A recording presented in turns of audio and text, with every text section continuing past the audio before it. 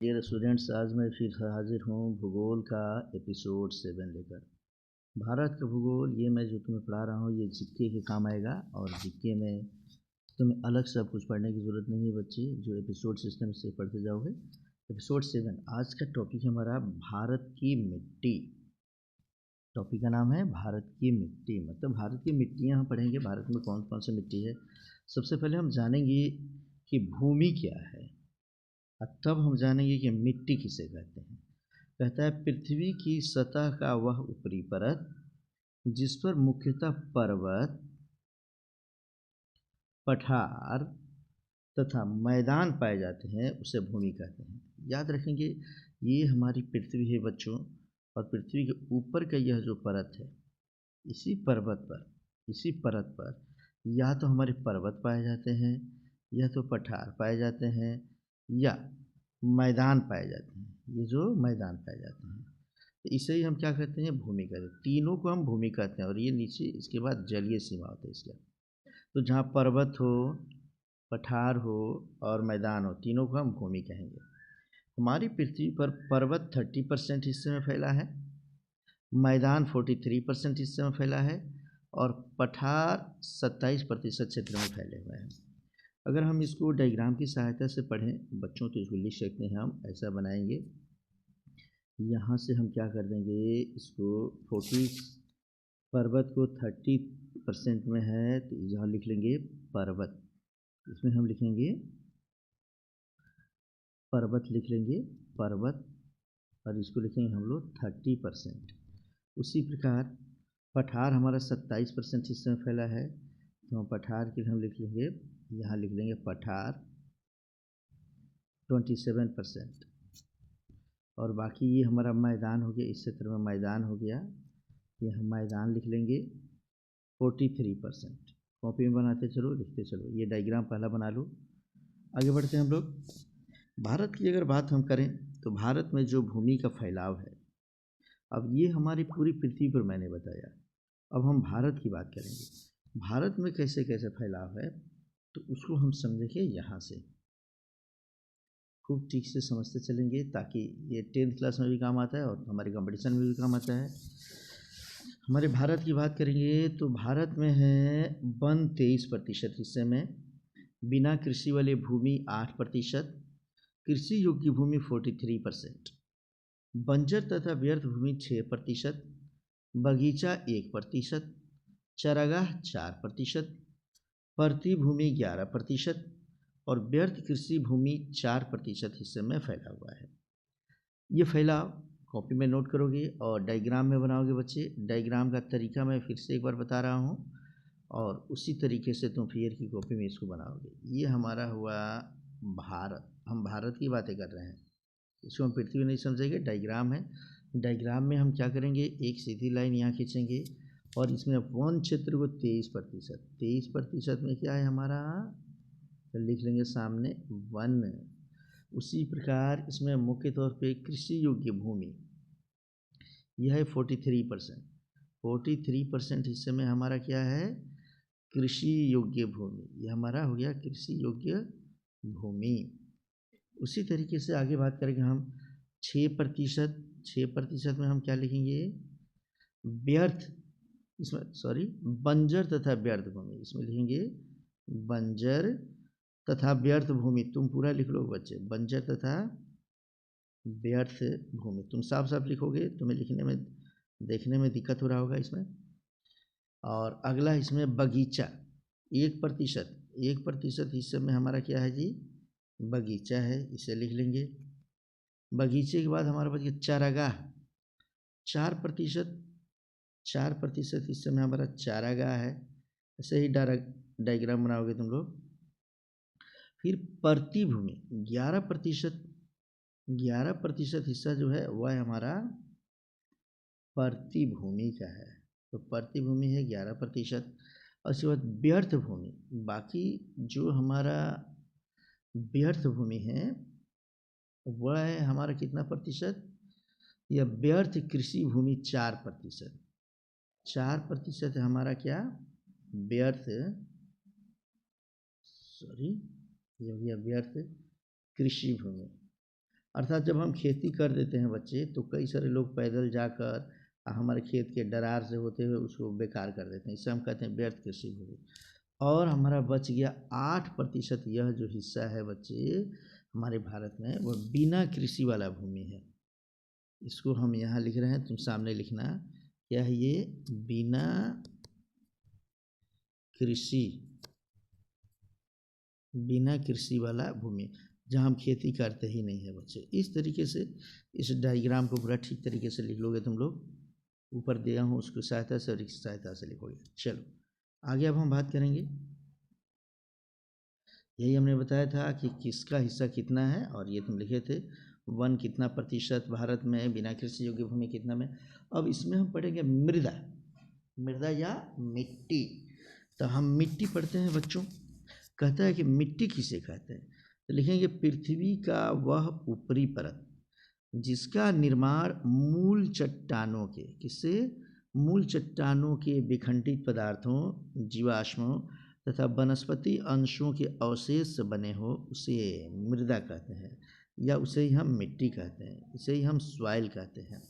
अर्थात हमारे पृथ्वी के ऊपर जो परत है उसमें मूल चट्टान जब टूटते हैं फूटते हैं, उसका जो विखंडित पदार्थ हो जाता है उसमें जब जीवाश्म मिल जाता है, जीवाश्म जीवों के अस्म को कहते हैं, जब कोई जीव जंतु सड़ जाता है, पत्तियां सड़ जाती है तो वो सड़ गल कर खाद बन जाए, तो वो जब उसमें मिल जाएगा, वनस्पति अंश मिल जाएंगे, तो उसी से बने हुए अवशेष को हम क्या बोलेंगे, मृदा कहते हैं या मिट्टी कहते हैं।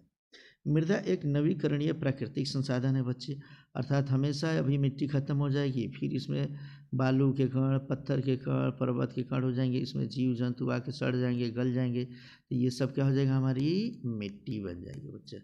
अलग अलग हिस्से में अलग अलग प्रकार के मिट्टी होते हैं बच्चे। मिट्टी में मुख्यतः 2 तत्व पाए जाते हैं। कितने तत्व, 2 तत्व पाए जाते हैं बच्चे, एक है खनिज और दूसरा है ह्यूमस।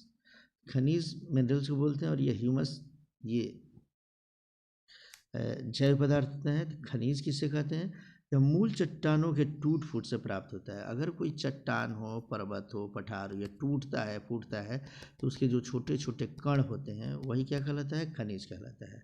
ह्यूमस या जैव तत्व क्या है बच्चे, यह वनस्पतियों तथा जीव जंतुओं के नष्ट होने से प्राप्त होता है, जो मृदा को उपजाऊ बनाता है। मानो कोई वनस्पति है, कोई जीव जंतु है, कोई पेड़ पौधा है, वो सड़ गल जाता है, आदमी है वो सड़ गल जाता है, जीव जंतु सड़ गल जाते हैं, पत्तियां सड़ गल जाती है, तो इसी को जब हम इसमें मिला देते हैं, प्लस कर देते हैं, अतः खनिज में जब ह्यूमस पदार्थ मिल जाते हैं, यह इसको खाद के रूप में ये काम करता है और यह इसको उपजाऊ बना देता है। इसे ही हम क्या कहते हैं, मिट्टी कहते हैं। अर्थात मिट्टी में दोनों चीज़ें मिली होती हैं। अब हम पढ़ेंगे बेसिकली मिट्टी की विशेषता और उसके प्रकार, तो समझते जाओ बच्चे। कहता है कि मिट्टी निर्माण की सबसे भौगोलिक पदार्थ, अच्छा मिट्टी निर्माण की सबसे भौगोलिक पदार्थ चट्टान है, माने चट्टानों के टूट फूट में से ही मिट्टी का निर्माण होता है। कृषि कार्य के लिए मिट्टी 10 सेंटीमीटर से लेकर 20 सेंटीमीटर मोटी परत की महत्वपूर्ण हुआ करती है। अर्थात अगर हम खेती करना चाहते हैं तो बच्चे, और हमारी ये पृथ्वी का तल है, इस पर कम से कम 10 सेंटीमीटर से लेकर 20 सेंटीमीटर तक अगर मिट्टी अगर इसमें रहे तो हम इसमें आराम से खेती कर सकते हैं। ये ऑब्जेक्टिव क्वेश्चन पूछेगा तुमसे। नेक्स्ट कहता है कि मिट्टी निर्माण को कई परत प्रभावित करते हैं, माने मिट्टी का जब निर्माण होता है कई कई सारी चीज़ें प्रभावित करती, मौसिक, इसमें कहता है चट्टान, हम क्या लिखेंगे, चट्टान लिख लेंगे, जलवायु, प्राकृतिक वनस्पति, ऊंचा नीचा भूभाग, ऊंचावत जिसे कहते हैं। अर्थात चट्टान हमारा क्या करता है, टूटता है, टूटने के बाद से जलवायु इसको प्रभावित करती है, माने बारिश के दिनों में इसमें पानी वगैरह ज़्यादा हो जाता है, सूखा के दिनों में सुखाड़ पड़ जाता है।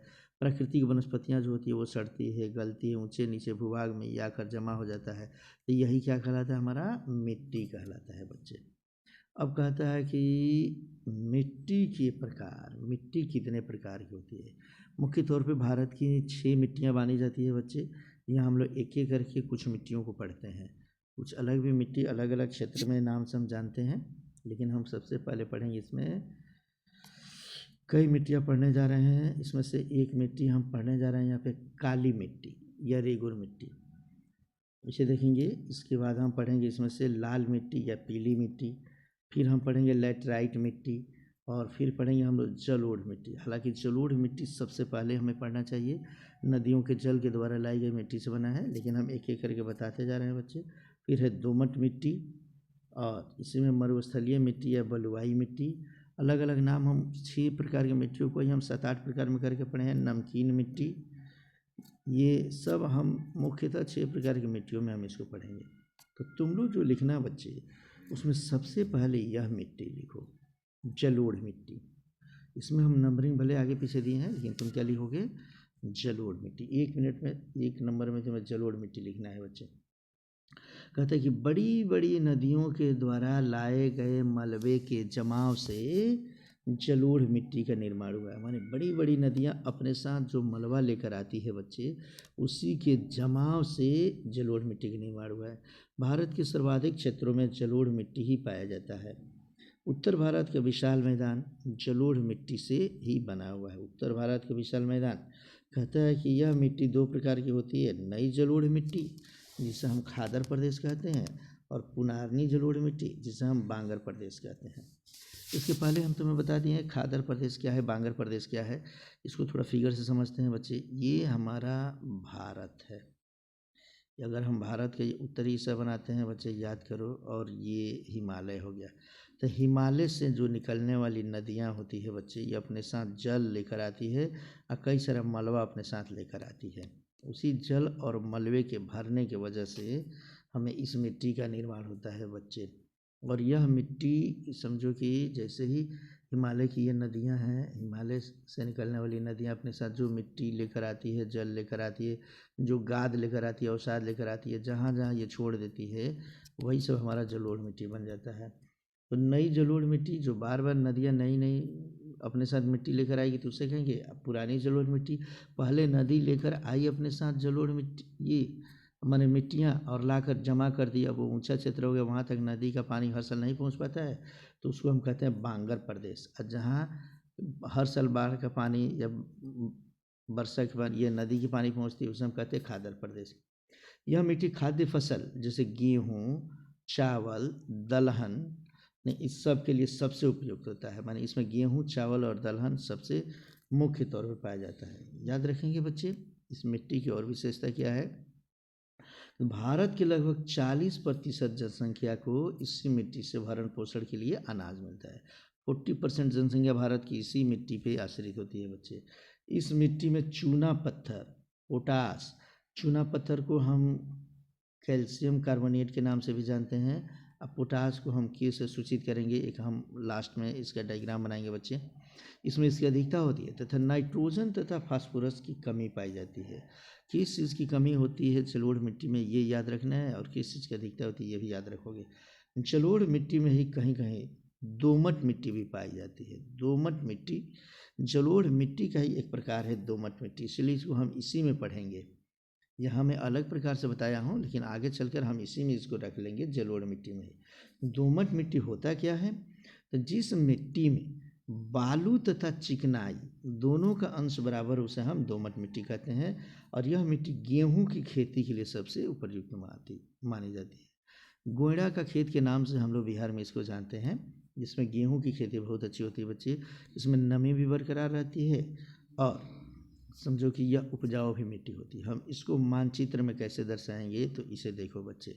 हम एक भारत का मानचित्र बनाएंगे, और भारत का मानचित्र बनाकर हम इसमें ये दर्शाने की कोशिश करेंगे कि कौन कौन क्षेत्र ऐसा है जहाँ समझो कि यह मिट्टी पाई जाती है। याद रखेंगे, एक भारत का मानचित्र लास्ट में मैं बताऊंगा, और उसमें मुख्य तौर पे तुम समझ जाओगे कि कहाँ से इसका हिस्सा है। तो इस मिट्टी को हम ऐसे समझते हैं, हरियाली वाला हिस्सा होता है बच्चे, देख लो इसका एरिया ही होता है ये देख लो, यह वाला क्षेत्र यहाँ पे आ जाता है बच्चे। और साथ में इधर पश्चिम बंगाल का हिस्सा भी आएगा बच्चों, और ये इधर का हिस्सा भी आ जाएगा, गुजरात का, राजस्थान का कुछ हिस्सा छोड़कर ये सब हिस्सा जो है, सबसे ज़्यादा इसका हिस्सा जो होता है मध्य प्रदेश, गुजरात होते हुए देख लो, राजस्थान ही कुछ हिस्सा छोड़कर ये सब के सब, यह इतना दर्शा लेंगे बच्चे। यह टोटल हमारा जलोढ़ मिट्टी का क्षेत्र है। कौन सा मिट्टी? जलोढ़ मिट्टी। ये सभी क्षेत्र याद रखोगे बच्चे, जलोढ़ मिट्टी का क्षेत्र ये सब आ जाता है थोड़ा। ये राजस्थान का क्षेत्र है, ये नहीं आएगा। आगे पढ़ते हैं हम लोग, फिगर ज़रूर बना लोगे, हर चीज़ का फिगर बनाते चलेंगे। तो हम अभी पढ़ रहे थे जलोढ़ मिट्टी, लेकिन दूसरे मिट्टी के रूप में हमको पढ़ना होगा। हम पढ़ेंगे बच्चे इसमें से काली मिट्टी या रेगूर मिट्टी। दूसरा मिट्टी पढ़ने जा रहे हैं, कौन सा मिट्टी बोलो? हाँ, काली मिट्टी या रेगूर मिट्टी। कहता है कि काली मिट्टी का दूसरा नाम, स्थानीय नाम रेगुर मिट्टी है। माने इसे रेगुर मिट्टी के नाम से भी हम दक्कन के क्षेत्रों में जानते हैं, याद रख लेना है। इसमें मृदा में नमी धारण करने की सबसे अधिक क्षमता होती है। स्टार लगाता हूँ, सबसे अधिक नमी धारण करने की जो क्षमता होती है वह काली मिट्टी में होती है। इसका निर्माण कैसे होता है बच्चे? ज्वालामुखी के विस्फोट से लावा में, इसमें समझो कि लावा जमता जाता है और उसे बैसाल्ट चट्टान के टूटने फूटने से काली मिट्टी की निर्माण होती है। अर्थात ज्वालामुखी विस्फोट से लावा, मैग्मा, यहाँ मेस्वा की जगह मैग्मा लिखेंगे हम लोग। मैग्मा जो ज्वालामुखी से निकलता है, वो जब जमता है तो उससे बैसाल्ट चट्टान बनती है, और बैसाल्ट चट्टान जब टूटता है, फूटता है, तो उसी से काली मिट्टी का निर्माण होता है। तो काली मिट्टी बैसाल्ट चट्टान से बनती है। किस विस्फोट से? ज्वालामुखी विस्फोट से बनती है। स्टार लगाता हूँ यहाँ पर, याद रख लेना। कहता है कि इसमें फिर से देखो कि बैसाल्ट चट्टान की प्रधानता के कारण ही, बैसाल्ट चट्टान के प्रधानता के कारण इस मिट्टी का रंग काला होता है। क्योंकि बैसाल्ट चट्टान काले रंग के होता है, तो यह भी काला होता है बच्चे। इस मिट्टी की तुलना शेरेनोज़ेम मिट्टी से की जाती है। स्टार लगाता हूँ, ये बार बार पूछता है बच्चे। यह मिट्टी कपास की खेती के लिए सबसे उपयुक्त मानी जाती है। डबल स्टार लगा दिया कि किस खेती के लिए? कपास की खेती के लिए। इसके अलावा ज्वार वाला मूंगफली, तंबाकू, नींबू, नारंगी, प्याज, अंगूर की खेती भी यहाँ पे होती है। तो कौन कौन खेती इसमें मुख्य तौर पे होती है? प्याज मुख्य तौर पे जानेंगे, कपास मुख्य तौर पे जानेंगे हम लोग, उसके बाद अंगूर की खेती मुख्य तौर पे होती है बच्चे। तंबाकू, नींबू, नारंगी, मूंगफली भी इधर इस ज़मीन में, इस मिट्टी में होती है। याद रखेंगे कि यह दक्कन के पठारी प्रदेशों में पाया जाता है, और इसमें कैल्शियम ऑक्साइड माने चूना, Fe मतलब लोहांश, के माने पोटाशियम बोलते हैं जिसको, और Mg माने मैग्नीशियम, इसकी अधिकता पाई जाती है। तो इसमें नाइट्रोजन तथा फास्फोरस की कमी इसमें भी पाई जाती है। याद रखेंगे। अब हम इसका एक प्रकार से फिर से फिगर इसका भी बनाएंगे बच्चों, और इसका फिगर बनाकर इसको भी समझने की कोशिश करेंगे। तुरंत हम बार बार फिगर बनाने की बातें करते हैं बच्चे। ये हमारा ये दक्षिण भारत हो गया, तो इसका फैलाव उत्तर भारत में न होकर ये दक्षिण भारत में ही है, इसलिए मैं दक्षिण भारत का फिगर बना रहा हूँ बच्चे। ये रहा इसका क्षेत्र, ये काली मिट्टी का क्षेत्र, दक्कन का पठार, यह बिल्कुल, यह देख लो बच्चे, ये है काली मिट्टी का क्षेत्र हमारा। तो काली मिट्टी का क्षेत्र ये मुख्य तौर पे यहाँ पढ़ोगे बच्चे। तो इस तरीके से यह हुआ हमारा काली, और इस यहीं पे ये सब एरिया कौन कौन सा आता है अभी मैंने तो बता दिया था। नेक्स्ट इसका समरी लास्ट में बताऊंगा, उसे ज़रूर देखना है बच्चे, इधर तो देखे ही लो। अब आगे अगला हम पढ़ेंगे इसमें से तीसरी मिट्टी के बारे में। दो मिट्टी हो गई, हमारे तीसरी मिट्टी के बारे में पढ़ने जा रहे हैं, लाल मिट्टी एवं पीली मिट्टी। इसको लाल मिट्टी मुख्य तौर पे कहते हैं, और लाल मिट्टी को कहेंगे पीली मिट्टी भी कहते हैं। इसका निर्माण ग्रेनाइट, नीस एवं शिष्ट चट्टानों के टूटने फूटने से हुआ है। फिर से समझो किससे किससे हुआ है। इसका निर्माण होता है ग्रेनाइट के, नीस के तथा शिष्ट चट्टानों के टूटने फूटने से हुआ है। मिट्टी में लोहांश की मात्रा माने लोहा की अधिकता पाई जाती है। लोहे की अधिकता के कारण इस मिट्टी का रंग लाल दिखाई देता है या पीला दिखाई देता है। काफ़ी इम्पोर्टेंट, लाल मिट्टी का रंग लाल क्यों दिखता है? तो लोहे की अधिकता की वजह से, लोहांश की अधिकता की वजह से। यह मिट्टी काली मृदा की तुलना में थोड़ा कम उपजाऊ होता है। माने सबसे ज़्यादा उपजाऊ जलोढ़ मिट्टी, और उससे कम उपजाऊ होता है हमारा काली मिट्टी, और तब हमारा लाल मिट्टी, ये याद रख लेना है। इसमें मोटे अनाज उत्पन्न किए जाते हैं, जैसे गेहूँ, मूंगफली, दलहन, आलू। मुख्य तौर पे मूंगफली हम इसको याद रखेंगे और दलहन याद रखेंगे, इसमें उपजते हैं बच्चे। इस मिट्टी में लोहा मतलब एफी, चूना कैल्शियम ऑक्साइड, पत्थर CaCO3, इसको हम पत्थर या संगमरमर कहते हैं बच्चे, एल्यूमिनियम, ये अधिक मात्रा में, माने FeCaO एल्यूमिनियम अधिक मात्रा में, और नाइट्रोजन तथा फास्फोरस कम मात्रा में पाया जाता है बच्चे। कहते हैं कि लाल तथा पीली मिट्टी काली मिट्टी को तीन ओर से घेरे हुए है। इसे हम याद रखेंगे कि जो लाल मिट्टी और पीली मिट्टी है, यह काली मिट्टी को तीन तरफ से घेरा है। इसका विस्तार मूलतः उड़ीसा, गुजरात के कुछ क्षेत्रों में, साथ ही मध्य प्रदेश, तमिलनाडु, आंध्र प्रदेश, कर्नाटक, झारखंड के राज्यों में है। यह लगभग 8 लाख वर्ग किलोमीटर में फैला हुआ है। दक्षिण भारत में सबसे अधिक विस्तार लाल व पीली मिट्टी का है, याद रख लेना बच्चे, इसे भूलेंगे नहीं हम लोग।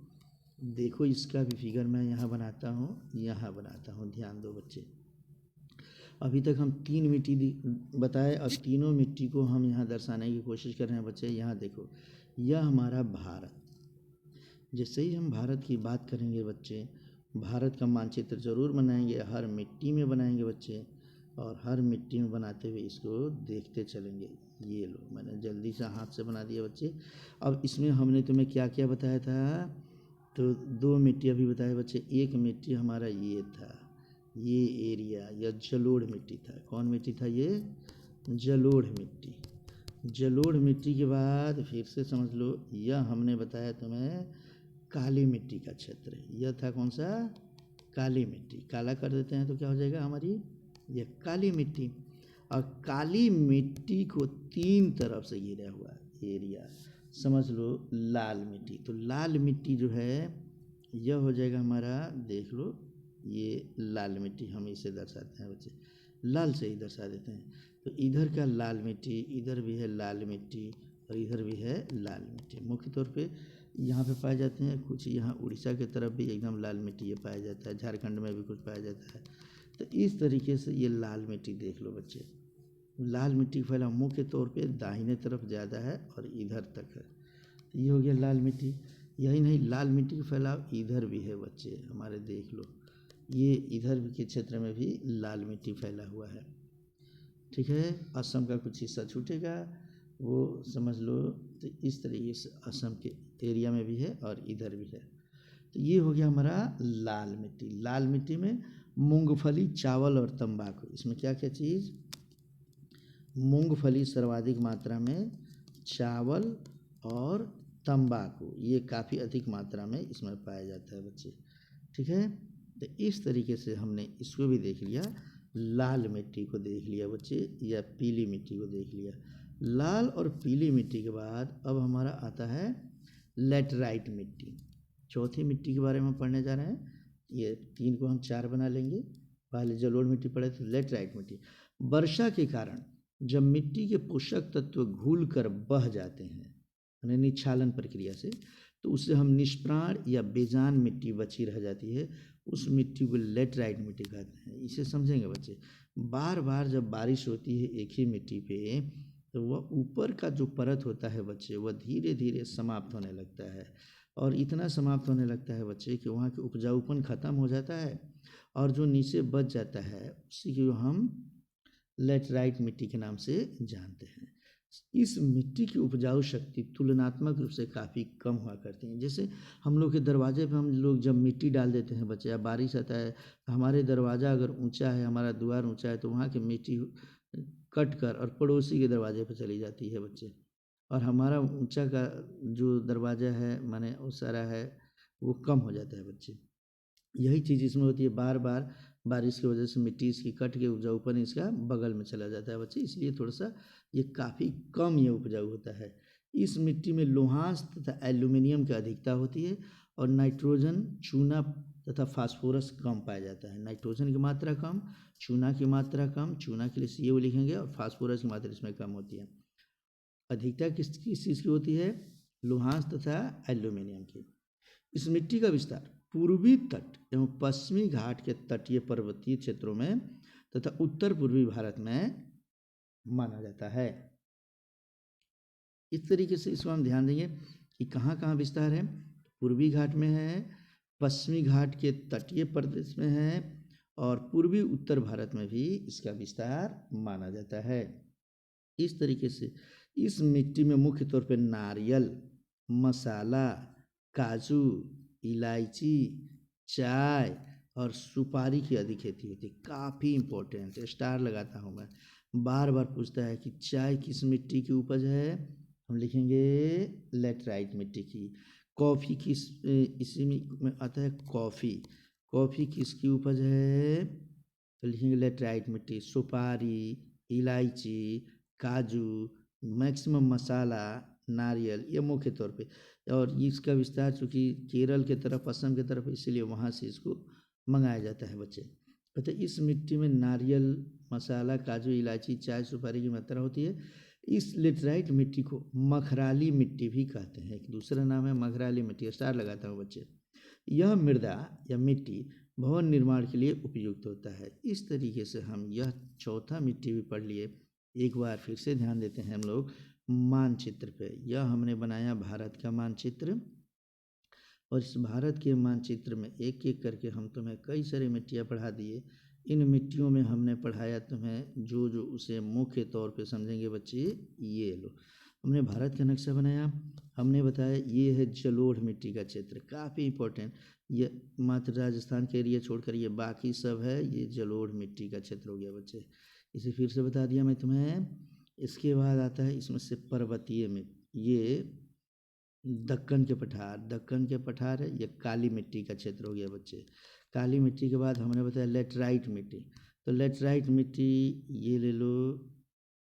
पहले लाल मिट्टी बताया मैं, लाल मिट्टी का क्षेत्र हम इधर दे देंगे। ये लाल मिट्टी का क्षेत्र है मुख्य तौर पे, ये लाल मिट्टी का क्षेत्र आएगा। इधर भी आ जाएगा लाल मिट्टी का क्षेत्र, इधर भी लाल मिट्टी का क्षेत्र। और अब मैंने बताया लेटराइट मिट्टी, तो लेटराइट मिट्टी को हम इस तरीके से दर्शाएंगे। तो हमने बताया कि लेटराइट मिट्टी कहाँ कहाँ, कर्नाटक में, केरल में, ये देख लो बच्चे, ये पूर्व पश्चिमी तटीय क्षेत्र में मुख्य तौर पे पाई जाती है बच्चे, और तमिलनाडु में मुख्य तौर पे पाई जाती है। इसे याद रखेंगे हम लोग। साथ ही मध्य प्रदेश के कुछ हिस्से में और असम के क्षेत्र में, ये बीच वाले क्षेत्र में ये पाई जाती है। यह जो बैंगनी कलर से मैं रंग रहा हूँ बच्चे, इसको तुम लोग याद रखोगे। यह कौन सी मिट्टी है, यह मिट्टी हो, यह मिट्टी, इसे हम क्या कहेंगे, इसे कहेंगे लेटराइट मिट्टी। क्या कहेंगे, लेटराइट मिट्टी। यही वजह है कि इधर असम के क्षेत्र से हमारे यहाँ नारियल आता है बच्चे, केरल के क्षेत्र से नारियल बिहार में आता है, और मसाला भी आता है, काजू आता है, ये समस्त चीज़ें वहाँ से आते हैं बच्चे। ठीक है, मखराली मिट्टी। अब आगे जलोढ़ मिट्टी हम लोग पढ़ चुके हैं बच्चे, सबसे पहले यही मिट्टी पढ़े थे, दोमट मिट्टी पढ़ लिए। अब हमारा एक मिट्टी यहाँ बच गया, रेतीली मिट्टी। अंतिम मिट्टी हम लोग पढ़ने जा रहे हैं। इसके बाद एक तो हम लोग पहाड़ी मिट्टी पढ़ेंगे और यह समाप्त हो जाएगा बच्चे। तो मरुस्थलीय मिट्टी या बलुआई मिट्टी, कहते हैं भारत के उन क्षेत्रों में जहाँ बहुत ही कम वर्षा होती है वहाँ मरुस्थलीय या बलुआई, इसको लिखेंगे बलुआई मिट्टी पाई जाती है। इस मिट्टी में बालू की प्रधानता होती है। और हमारे भारत में कहाँ होता है बच्चे, ये बहुत बढ़िया, ये है राजस्थान के क्षेत्र में ही ये मुख्य तौर पे ये पाया जाएगा। तो कहते इस मिट्टी में फास्फोरस अधिक होता है, काफ़ी इंपॉर्टेंट। स्टार लगाता हूँ, बार बार पूछता है फास्फोरस की अधिकता किस मिट्टी में, तो मरुस्थलीय मिट्टी में। नाइट्रोजन कम होता है, इसमें उर्वरता शक्ति बहुत कम होती है। सबसे कम उर्वरता शक्ति इसी में होती है बच्चे, तो इसे पढ़ लोगे तुम लोग। इसमें नारियल और खजूर की थोड़ी बहुत खेती हो जाया करती है, ज़्यादा नहीं होती है, बहुत कम। यह मिट्टी पश्चिमी राजस्थान, पश्चिमी घाट प्रदेश के पूर्वी भाग में पाया जाता है। और यह मुख्य तौर पे राजस्थान, और उसके बाद समझेंगे हम लोग उत्तरी गुजरात के उत्तरी हिस्से में भी पाई जाती है बच्चे। और साथ साथ समझो कि यह पंजाब के दक्षिणी हिस्से में और हरियाणा के भी दक्षिणी हिस्से में पाया जाएगा। और इसी में हम इसी को नमकीन मिट्टी भी थोड़ा सा पढ़ लेंगे, लेकिन नमकीन मिट्टी के पहले हम पढ़ते हैं, पहले इसको देखते हैं। कि कहाँ कहाँ हमारा रेतीली मिट्टी है। तो चलो रेतीली मिट्टी के लिए, मरुस्थलीय मिट्टी के लिए मुख्य तौर पे हम हिस्सा देंगे, कहाँ ध्यान देंगे, इस हिस्से में बच्चे। मानचित्र जरूर देखोगे, राजस्थान का यह जो क्षेत्र है, राजस्थानी क्षेत्र में यहाँ रेतीली मिट्टी पाई जाती है, इसे ज़रूर बना लेंगे हम लोग। अब इसमें पंजाब का दक्षिणी हिस्सा भी आता है और हरियाणा का भी दक्षिणी हिस्सा आ जाता है, मध्य प्रदेश का उत्तरी हिस्सा थोड़ा सा इसमें शामिल होता है। तो इस तरीके से इसमें क्या पाया जाता है, तो खजूर, इसके महत्वपूर्ण खजूर है फसल इसका, ये याद रखेंगे हम लोग। अब एक है नमकीन मिट्टी, हालांकि नमकीन मिट्टी बहुत कम पूछता है, लेकिन नमकीन मिट्टी को भी थोड़ा सा पढ़ लेते हैं बच्चे। और यह पढ़ते हैं कि नमकीन मिट्टी की खासियत क्या होती है, तो समुद्र तटीय वाले भागों में ज़्यादा ज्वार भाटा आता है। ज्वार भाटा किसे कहते हैं बच्चे, हमारा समुद्र का पानी जब चंद्रमा के आकर्षण शक्ति के कारण ऊपर उठता है तो उसे ज्वार कहते हैं, और वह पानी जब नीचे फिर समुद्र में गिरता है तो उसे हम भाटा कहते हैं। तो ज्वार भाटा है, इसी के फलस्वरूप समुद्र का पानी, इसमें नमक मिला हुआ रहता है। हमेशा याद रखना, समुद्र के पानी में क्या मिला रहता है, नमक, वो नमकीन होता है बच्चे, वह मिट्टी में मिल जाता है और मिट्टी को नमकीन बना देता है, जिससे मिट्टी खारा हो जाता है, इसे ही नमकीन मिट्टी हम कहते हैं। यह मिट्टी गुजरात के समुद्र तटीय क्षेत्र, कभी भी मिट्टी आएगा तो समुद्र तट के क्षेत्र में आएगा, और केरल के समुद्र तटीय क्षेत्र में पाया जाता है। याद रखना, समुद्र तटीय क्षेत्र चाहे गुजरात हो या केरल हो। यह मिट्टी नारियल की खेती के लिए सबसे उपयुक्त मानी जाती है। यही वजह है बच्चे कि हमारे क्षेत्रों में भी अगर हम लोग अपने खेतों में अगर नारियल की खेती करते हैं तो उसमें नमक को हम लोग तोड़कर और उसको ईंट को तोड़कर मिलाकर तब उसमें हम लोग डालते हैं। याद रखना कि इसे कहता है कि नारियल की खेती के लिए महत्वपूर्ण, और इस मिट्टी को केरल में कारी मिट्टी के नाम से जानते हैं। यही वजह है बच्चे कि केरल में से सबसे ज़्यादा नारियल हम लोग मंगाते हैं बच्चे, और हम लोग असम के क्षेत्र से भी नारियल मंगाते हैं। नारियल उसी क्षेत्र में आता है जहाँ समझो कि नमकीन मिट्टी पाई जाती है। तो इस तरीके से गुजरात के तटीय क्षेत्र में और केरल के तटीय क्षेत्र में, असम के कुछ जहाँ नदियाँ समुद्र वगैरह है उसके तटीय क्षेत्र में ये पाई जाती है बच्चे। अब इस तरीके से हमने तुम्हें कई मिट्टी बताया, इसी में एक मिट्टी हम और पढ़ेंगे बच्चे जिसको हम कहते हैं पहाड़ी मिट्टी। लिख लो, पहाड़ी मिट्टी। ये मुख्य तौर पे नमकीन मिट्टी को हम लोग मुख्य तौर पे नहीं मानते हैं, लेकिन पहाड़ी मिट्टी मुख्य तौर पे मानी जाती है बच्चे। ये हमारी छठी मिट्टी है, और इस मिट्टी में ह्यूमस की मात्रा अधिक होती है। किसकी मात्रा रहती है, ह्यूमस की अधिकता होती है। लिखेंगे सबसे अधिक मात्रा किसकी होती है इसमें, ह्यूमस। और इसमें हम ये भी लिखेंगे, इसमें पोटेशियम माने पोटास, फास्फोरस और चूना, CaO को चूना कहते हैं, इसकी हम कमी पाई जाती है। यह मिट्टी मुख्य तौर पे जम्मू कश्मीर, याद रखें कहाँ कहाँ, जम्मू कश्मीर, हिमाचल प्रदेश, इसमें से अरुणाचल प्रदेश, याद रखेंगे ये अरुणाचल प्रदेश, और उत्तराखंड, उत्तराखंड के बाद इसमें और मेघालय, माने ठंडे एरिया में, जो भी एरिया ठंडा एरिया है हमारा, जहाँ पर्वत का विस्तार है, पहाड़ के विस्तार है, वहाँ पे पहाड़ी मिट्टी पाई जाती है। और इसका मुख्य फसल क्या है बच्चा, इसमें फल फ्रूट, जैसे जम्मू कश्मीर के क्षेत्र में फल सबसे ज़्यादा मिलेगा, हिमाचल प्रदेश मिलेगा बच्चे, उसी प्रकार अरुणाचल प्रदेश मिलेगा। चावल, फल, चावल, और चावल के साथ आलू, ये सब इसमें मुख्य तौर पर पाए जाते हैं। जो मैं बोला हूँ इसको रोक रोक कर लिखना है, इस मिट्टी को लिख लो बच्चे, रोक रोक कर लिखो, जो मैं बोल रहा हूँ सो फिर से रिपीट कर लो। अब हम पढ़ेंगे मिट्टी का वर्गीकरण किस आधार पर किया गया है और कहाँ कहाँ मिट्टियाँ पाई जाती है बच्चे। लेकिन किस मिट्टी में किस चीज़ की अधिकता होती है उसका अपक्षय से लेके, तो इसका हम दूसरा वीडियो जो बनाएंगे उसमें पढ़ेंगे। लेकिन अभी जो मैंने तुम्हें मिट्टी पढ़ाया बच्चे, पूरे मिट्टी का समरी मैं यहाँ पढ़ा रहा हूँ। ये समरी अगर याद है तो पूरे मिट्टी तुम्हें समझ में आ गया। चलो, मिट्टी के कई प्रकार में से 6 प्रकार मुख्य तौर में बताया। सबसे पहले हमने क्या बताया तुम्हें, जलोढ़ मिट्टी। क्या बता रहा हूँ बच्चे, जलोढ़ मिट्टी। यह सर्वाधिक नदियों के जल द्वारा लाए गए मिट्टी से बना है। यह सर्वाधिक उर्वरक, इसमें हम लिख लेंगे ये क्या है जी, सर्वाधिक उर्वरक मिट्टी होती है। अगर ये याद है तो तुम इस पे कम से कम आधा पैराग्राफ लिखोगे। लिखे हेडिंग देंगे जलोढ़ मिट्टी। जलोढ़ मिट्टी के नीचे लिखेंगे यह सर्वाधिक उर्वरक मिट्टी होती है, यह नदियों के जल द्वारा लाए गए मलबे से या उसके अवशेष से बना हुआ रहता है। फिर लिखेंगे हेडिंग देंगे अधिकता। इस मिट्टी में पोटास, चूना, फास्फोरस और मैग्नीशियम, पोटास, चूना, फास्फोरस और मैग्नीशियम की अधिकता पाई जाती है। फिर नीचे लिखेंगे फसल। फसल में लिखेंगे इस मिट्टी में मुख्य तौर पे कौन कौन फसल पाई जाती है बच्चे।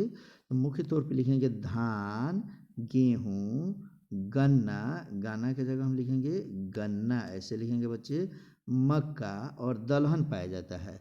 क्षेत्र में लिखेंगे यह भारत में मुख्य तौर पे इसका फैलाव पंजाब, यूपी, उत्तर प्रदेश, बिहार, मध्य प्रदेश, गुजरात और पश्चिम बंगाल के क्षेत्रों में इसका फैलाव ज़्यादा हुआ है बच्चे। इस तरीके से इतना लिखोगे, फिर इसका फिगर बनाओगे बच्चे तुम लोग कि कहाँ कहाँ है। फिगर में अभी एक ही बार बताऊंगा सब मिट्टी का, तब तक इसको लिख लो। फिर हेडिंग देंगे हम लोग काली मिट्टी। 2 नंबर में काली मिट्टी, इसमें मैग्नीशियम, यह लिखेंगे ज्वालामुखी चट्टानों के मलबे से जो लावा मैग्मा ठंडा होता है उसे और बेसाल्ट चट्टान के टूटने से बनता है। कौन मिट्टी कैसे बनती है पीछे पढ़ा दिया हूँ, यहाँ शॉर्ट में बता रहा हूँ। इसमें मैग्नीशियम, पोटास, चूना और चूना पत्थर की अधिकता पाई जाती है। इसकी सबसे महत्वपूर्ण फसल जो है कपास है, स्टार लगाता हूँ, इसमें भी स्टार लगाया था। कपास और प्याज ये सबसे महत्वपूर्ण, यह काली मिट्टी में पाया जाता है। बार बार कंपटीशन में पूछता है बच्चे। दाल और गन्ना भी इसमें पाया जाता है। इसका फैलाव भारत में कहाँ, महाराष्ट्र, पश्चिमी मध्य प्रदेश, WMP का मतलब वेस्ट MP मध्य प्रदेश हो गया, छत्तीसगढ़, और छत्तीसगढ़ के बाद से समझ लो बच्चे ये कर्नाटक, इन नहीं लिखेंगे, यहाँ लिखेंगे KN से कहाँ, कर्नाटक में भी इसका फैलाव है। आंध्र प्रदेश में है, तेलंगाना में और तमिलनाडु में है बच्चे। आंध्र प्रदेश, तेलंगाना और तमिलनाडु लिख लेंगे। नेक्स्ट है लाल मिट्टी, तीसरी मिट्टी हमारी लाल मिट्टी।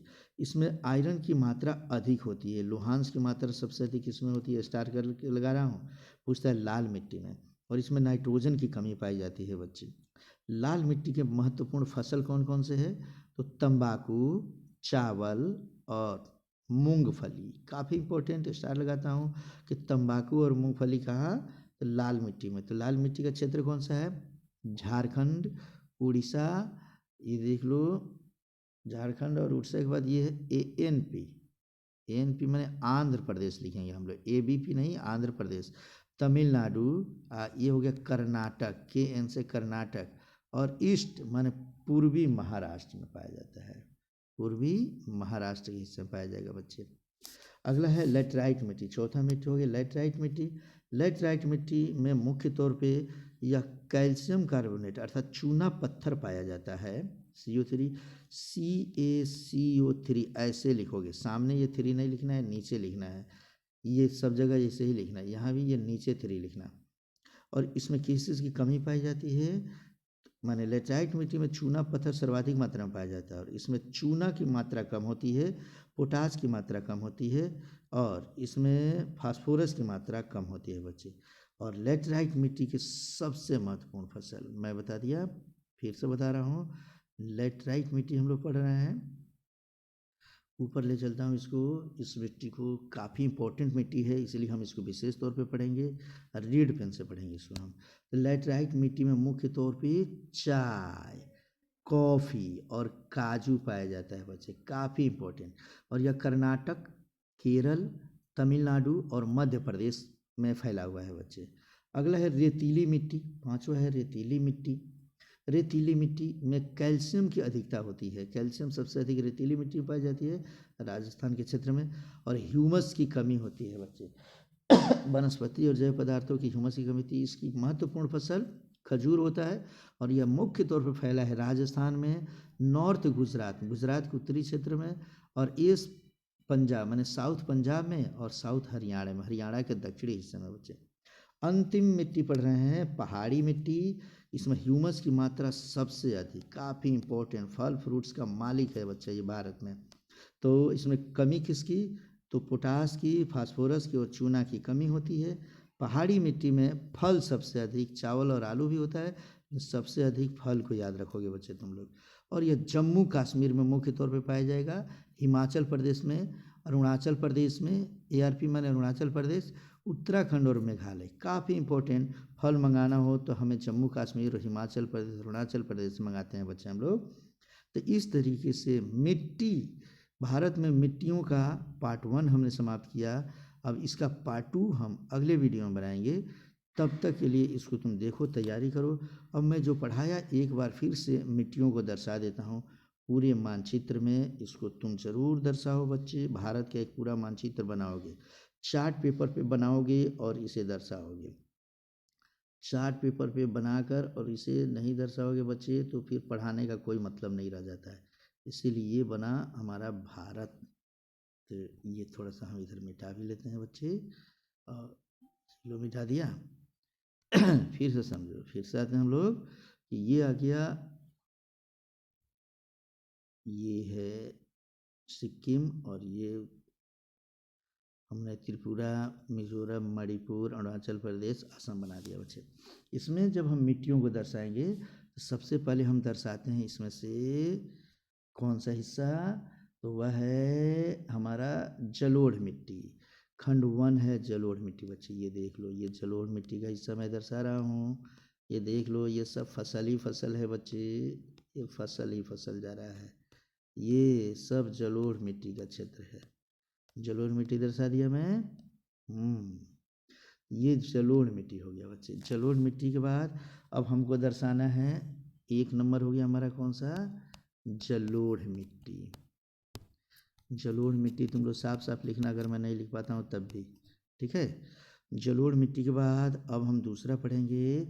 इसमें से देख लो कौन सी मिट्टी, तो रेतीली मिट्टी। तो यहाँ पे है, ये रेतीली मिट्टी हो गई बच्चे।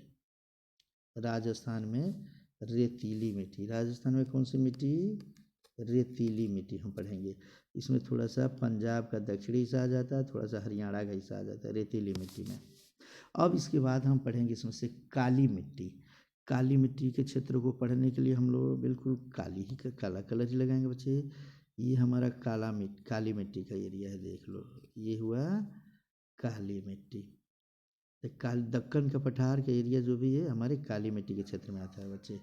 तो ये हो गया हमारी कौन सी मिट्टी, काली मिट्टी। ऐसे बना लेंगे हम लोग। अब हम समाप्त करने जा रहे हैं, इसे ध्यान से समझ लेना सब। इसके बाद हमारा आता है इसमें से लेटराइट मिट्टी।